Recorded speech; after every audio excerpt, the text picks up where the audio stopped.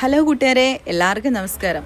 റുബീനാസ് നന്മ ഫുഡ് പ്രോഡക്ട്സിന്റെ മാങ്ങാച്ചാറിന്റെ റെസിപ്പിയുമായിട്ടാണ് ഇന്ന് ഞാൻ നിങ്ങളുടെ മുന്നിലേക്ക് എത്തുന്നത്. ഇതിന് വേണ്ടുന്ന ചേരുവകൾ: മുളക് പൊടി, വെളുത്തുള്ളി, ഇഞ്ചി പൊടിച്ചത്, വറ്റൽ മുളക്, ഉപ്പ്, കടുക്, മാങ്ങ കുനുകുന അരിഞ്ഞത്, കായപ്പൊടി, ഉലുവാപ്പൊടി, വിനാഗിരി വെള്ളം. പിന്നെ നമുക്ക് വേണ്ടത് ശുദ്ധമായ നല്ലെണ്ണ.